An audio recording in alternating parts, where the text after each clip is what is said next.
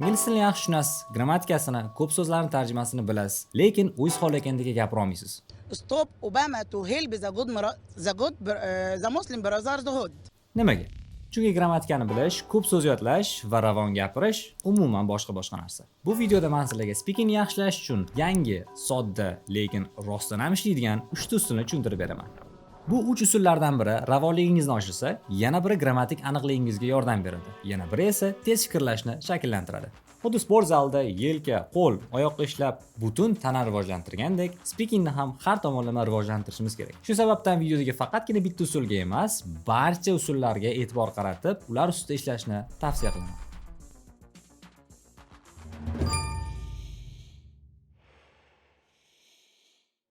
Alright. Ingliz tilida ravon gapirishimiz uchun birinchi bo'lib qilishimiz kerak bo'ladigan narsa bu ustoz topish. O'z hayotda nima o'rganayotgan bo'lsak ham, ustoz bilan yanada samaraliroq va tezroq bo'ladi. Lekin speakingdagi ustoz odam bo'lish shart emas. AI coach, sun'iy intellekt ustoz. Speaking mahoratini oshirish uchun birinchi navbatda qilishimiz kerak bo'lgan narsa bu aslida muammo nimaligini aniqlash. Har kim dardi har xil bo'ladi, lekin AI coach bilan ishlash hammaga birdek yordam beradi. Chunki bu pozitsiyadagi sun'iy intellekt bilan gaplashsangiz, u sizning xatolaringizni aniqlaydi va ularni tuzatish uchun nimalar qilish kerakligini sizga qadamma-qadam aytib turadi. Nima uchun AI coach yaxshi? Chunki u odam emas. Ha, odam emas-da. U xohlaganingizcha xato qilsangiz bo'ladi. Xatolaringiz ustidan kulmaydi, sabr bilan sizni tinglab, xatolaringizni to'g'rilashga yordam beradi. U odam nima deydi? Odamlar nima deydi degan narsa xayolingizga ham kelmaydi. Endi esa birgalikda ishlatib ko'ramiz. ChatGPTdan ustoz yasash uchun birinchi bo'lib unga to'g'ri buyruqlar berish kerak. Act as my English language teacher, such as shooting a video and editing. O'zbekcha nima yozdim? Xuddi o'zingni ingliz tili o'qituvchimdek tutgin va meni speakingdagi xatolarimni aniqla, kuchli va ojiz nuqtalarimni topgin. Shunga qarab turib maslahat ber va men speakingimni rivojlantirishga yordam bering. Mashqlab bering dedim. Va teaching yo'nalishini meni qiziqishlarim, ya'ni video olish, montaj qilishga moslashtirib kiritgan dedim. Va endi use voice mode degan knopkani bosamiz. Hey there, how you doing? Hey, I'm doing great. Thanks for asking. How about you? How's everything going with your projects? So far so good, but I have a difficulty managing my time and stuff. I hear you. Time management can be tricky, especially with so many things on your plate. What are the main areas where you're feeling overwhelmed? Maybe I can help you come up with some strategies to tackle it. See, when I plan out everything, I feel like there's something missing. It sounds like you're organizing your tasks, but maybe something is slipping through the cracks or not feeling complete. Sometimes it's the smaller tasks or transitions between big ones that can feel like they're missing.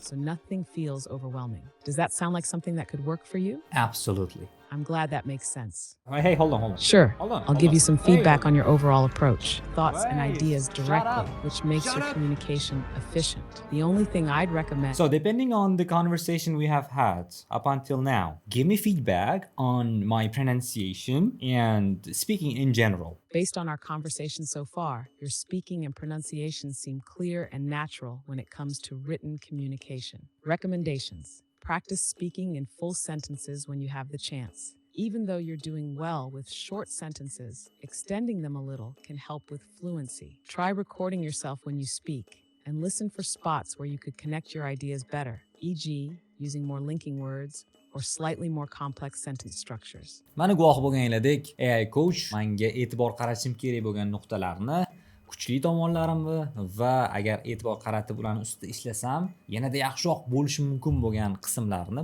pointlarni tushuntirib aytib berdi. Va bunday AI coach keyingi beriladigan har bitta usul ham juda ham foydali bo'ladi. Chunki keyingi usullar sizni ko'p gapirtirib, fluencyingizni rivojlantirsa, AI coach sizni xato va kamchiliklaringizni to'g'rilab, accuracy, ya'ni aniqligingizga ko'proq e'tibor qaratadi. Shu vaziyatdan foydalanib tadqiqot uchun bitta savol bersam, ingliz tili o'rganishingizga nima to'sqinlik qilyapti? Shu narsani ayting bizga, keyingi videolarimizda shuni ustida ishlaymiz va manfaatli bo'lgan videolarni tayyorlashga harakat qilamiz. Bundan avval AI coach bilan gaplashgan bo'lsak, endigi navbatda esa biz AI dan sherik sifatida foydalanamiz. AI partner, sun'iy intellekt sherik. U nega kerak? Tasavvur qiling, siz xato qilmaydigan, sabrli, hazilkash, 24 ga 7 ishlaydigan, til o'rganadigan hamrohingiz bor. AI sheriklarini turlari juda ham ko'p. ChatGPT o'zida ham foydalansangiz bo'ladi speaking partner sifatida. Menga yoqadigan tomoni bu discussing movies and shows degan qismi bor. Uni oddiy ChatGPTdan nima farqi bor? U yoqda siz ma'lumot berib o'tirmaysiz. U yoqda siz o'zingiz yaxshi ko'rgan kinolaringiz yoki shoularni ustida bemalol muloqot qilsangiz bo'ladi, fikr almashsangiz bo'ladi u yoqda. Hop, biz xohlaganimiz birini olamiz. Misol uchun, let's talk about a TV show. Sure, what TV show do you want to talk about? We can discuss the story, characters, or any big ideas that stood out to you. Albatta, kim bo'lmasa gaplashamiz. O'zingga yoqadigan, ajalib turadigan bir kino bo'lishi mumkin, qanaqadir g'oyalar bo'lishi mumkin. Shu haqida gaplashamiz deb mana aytyapmiz. Va biz bu yerga hozir o'zimizning sevimli bo'lgan Friends TV series uni kiritamiz va u bo'yicha ham gaplashsak bo'ladi. Biz speakingni rivojlantiryapmiz bu yerda. Shu sababdan video avvalida mana use voice mode degan qismi haqida gaplashib o'tdik, esingizda bor. Shuni bitta bosamiz va bu bilan ham yana hozir speaking qilishga kirishamiz. Hey there, how you doing? Let's talk about I'm not sure what you mean. Are you talking about a specific TV show or a tutorial related to one? Let me know and we can chat about it. All right. Now, let's talk about TV series called Friends. What do you say? Great choice. Friends is a classic. Do you have a favorite character or is there a particular episode or moment that stands out to you? The absolute character that I love is Joey and Chandler because Chandler is so charismatic, right? And very sarcastic. Absolutely. Chandler's sarcasm is one of the best parts of the show. His jokes are always perfectly timed and his awkwardness makes him even funnier. Yeah. Plus her songs, especially Smelly Cat, are just iconic. What's your favorite Phoebe moment? Yeah, like Smelly Cat. You remember, like she always sings this song, like Smelly Cat, Smelly Cat. It is kind of like irritating, but like funny at the same time. Smelly Cat is so ridiculous, but that's what makes it so funny. Yeah. And the way she takes it so seriously, like it's a deep, emotional song, just makes it even better. Sure. Do you remember the episode where she records a professional version of it and they replace her voice? Her reaction is priceless. Oh my god, I sound amazing. Yes, I cannot agree more. Ko'ryapsizlarmi mana? Bitta suhbatni boshlaysiz, ichiga kirib ketasiz-da. Bu shunchaki yani, ha, to'g'ri aytasan, deb keyingi savolga o'tmayapti. Rostakasim o'zidan kelib chiqib turib, o'sha momentlarni eslab, o'sha kinodagi sahnalarni aytib beryapti. Sizni gapirtiradi-da, tushunasizmi? Bu kinoni qanaqadir bir kino olsangiz yoki TV seriyasi oladigan bo'lsangiz, o'sha haqida chuqur kirib boradi. Sizni gapirtiradi. Asosiy maqsadi bu, o'sha ma'lumot oladi-da, sizni gapirtiradi shu haqida. What? Xullas, gaplashish uchun o'zingizga bitta sherik toping va hamma ishlaringiz 5 bo'lib ketadi. Sherik topish, ingliz tilini o'rganish va hozirgi til darajangizda keyingi etapga level up qilish uchun esa eng qulay usul bu Inglify onlayn kurslari. O'rta Osiyoda onlayn ingliz tili ta'limi bo'yicha eng katta maktab hisoblanuvchi Inglify o'z o'quvchilarini til o'rganish uchun kerak bo'ladigan resurslar bilan ko'mib tashlaydi. Haftada 6 kun dars, 3 kun grammatikani amalda qo'llashni o'rgansak, 3 kun faqatgina speaking mashqlari qilinadi.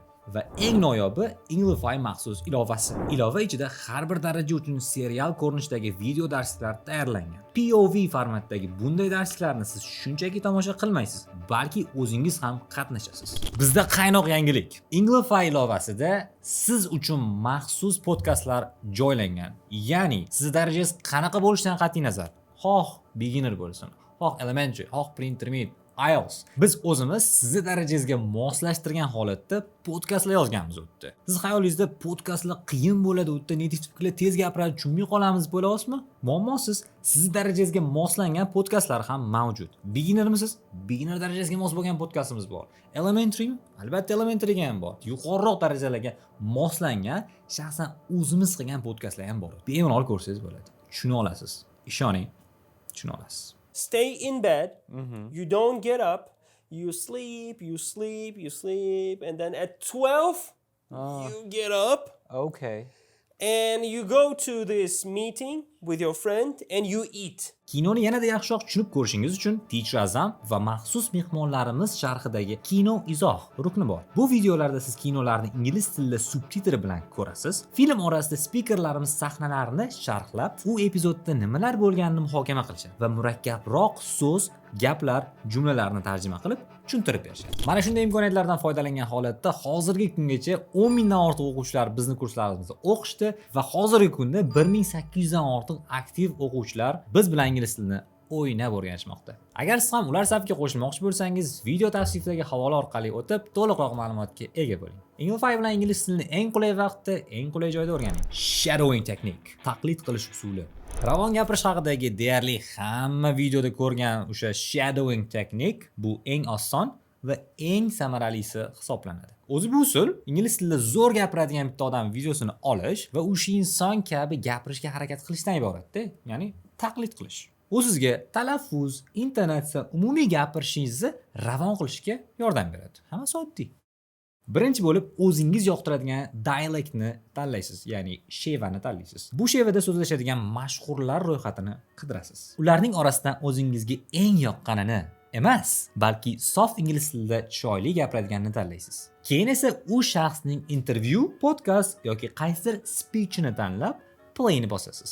Amerikalik aktyorlardan birini tanladim, Brad Pitt, va uni hozir YouTubedan mana qidirib topdik va uni bir intervyuda endi shadowing ko'ramiz.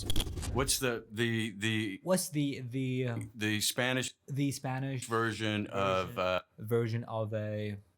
John Cicadas John Cicadas thing from the 90s? hell from the 90s? No, I'm not going to sing. This is Oh, I don't know. I'm not gonna sing. why I became an actor. That's Well- why I became an actor. Qiyin bo'lishi mumkin, ayniqsa boshida. Lekin bir videoni qayta shadowing qilaversangiz, u osonlashadi. Vaqt o'tgani sari siz bu texnikadan foydalanishni davom ettirar ekansiz, sizni talaffuzingiz ham, hattoki nafas olishingiz ham o'sha mashhur odamlarnikiga o'xshab ketadi. Ishoning, shunaqa bo'ladi. Lekin nima bo'lgan taqdirda ham Godfather'ga taqlid qilmang. You can act like a man. What's the matter with you? Xulosa shuki, speakingizni rivojlantirmoqchi bo'lsangiz, bitta usulga bog'lanib qolmang. 3 usul gaplashdikmi? Barchasidan oqilona foydalaning. Shunda speakingiz har tomonlama zo'r bo'ladi. Videomiz foydali bo'lgan bo'lsa, unga like bosing, yana kimga bu video manfaatli bo'lishi mumkin, o'sha insonlarga jo'natib qo'ying. Va video haqidagi fikringizni izohlarda yozib qoldiring. Darvoqe, yuqorida berilgan savolni javobini izohlarda kutaman. Goodbye.